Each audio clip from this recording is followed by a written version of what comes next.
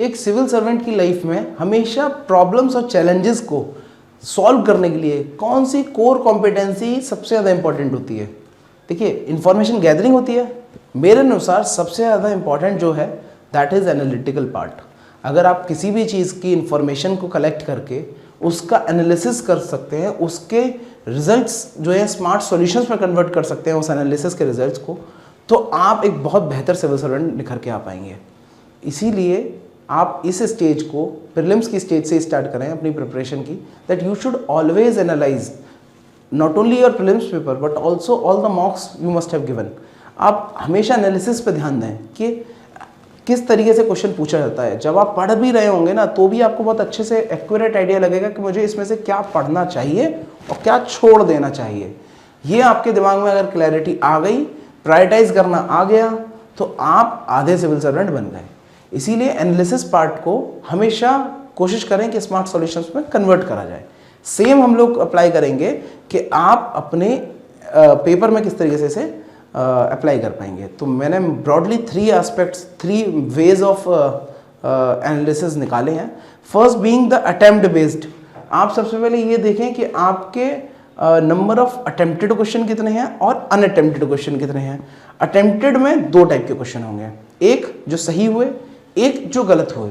तो जो सही हुए जानने की कोशिश करें वो क्यों सही हुए, क्या वो बिल्कुल आपने पढ़ी हुई इन्फॉर्मेशन थी या आपका बेसिक कुछ गेस लगा था, उसमें कैलकुलेटेड गेस कहते हैं उसे, या फिर नेगेटिव हुआ तो वो क्यों हुआ, कहाँ पर आप अटके थे, कहाँ कौन सा आपने वर्ड नॉट पढ़ना छोड़ दिया या फिर ओनली पढ़ना छोड़ दिया या फिर कुछ ऐसा छोड़ दिया जो एक वर्ड से पूरी कहानी बदल गई उस क्वेश्चन की, क्यों गलत हुआ, वो जानना बहुत ज़रूरी है। या फिर वो 50-50 प्रोबेबिलिटी में आता था क्वेश्चन, ये भी जानना बहुत ज़रूरी है।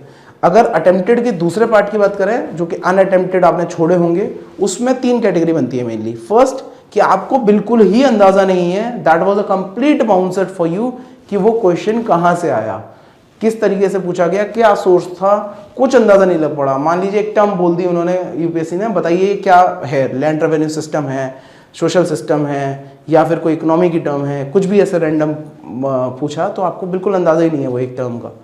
तो ये हो सकता है, सेकंड वाला हो सकता है, या फिर आपने एक ऑप्शन तो एलिमिनेट कर दिया लेकिन 3 आप कंफ्यूज थे, तो 75-25 का रेशियो है।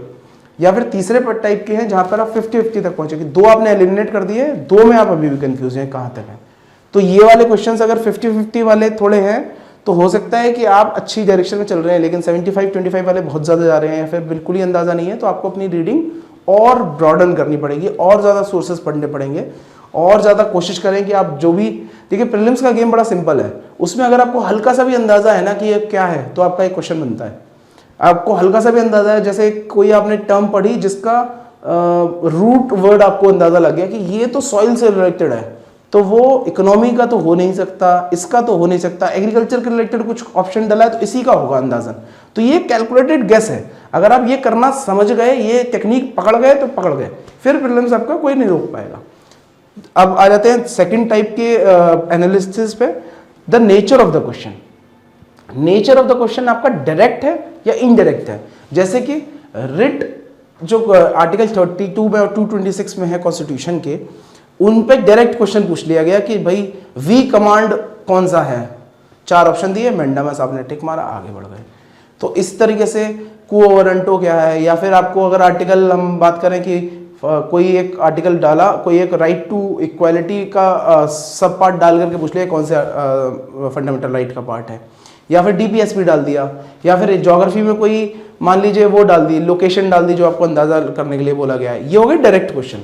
जैसे फॉर एग्जांपल पूछ लिया गया कि ये जो वाटर बॉडी है इसके साथ में कौन से स्टेट्स लग रहे हैं, या ये रिवर कौन कौन से स्टेट से पास हो रही है।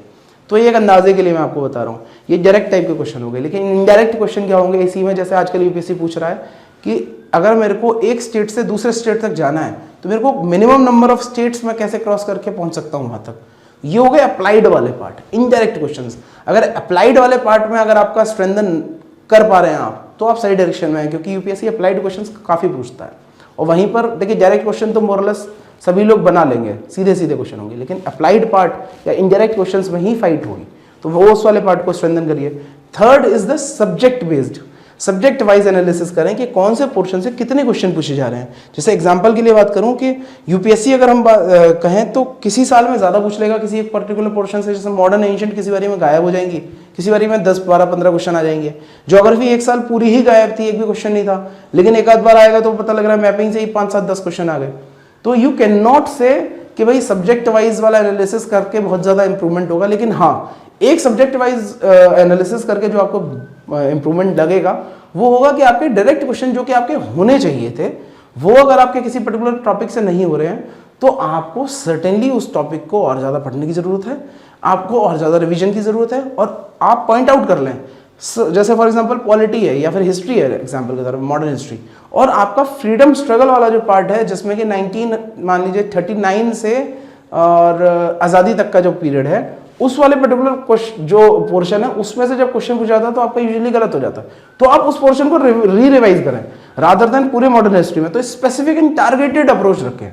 तो that is what the analysis means. आपको स्पेसिफिकली पता हो कि कहाँ मेरी कमी है, क्या मेरे को दूर करना है और उससे कैसे मेरे को बेनिफिट मिलेगा। ये बिल्कुल स्पेसिफिक एंड टारगेटेड अप्रोच अगर आप रखेंगे तो आप स्मार्ट सॉल्यूशंस पा जाएंगे और आपका एनालिसिस आपको इंप्रूवमेंट करवाएगा जिससे कि आप एग्जाम को अच्छे से क्लियर कर सकें। बहुत बहुत धन्यवाद। Thank you.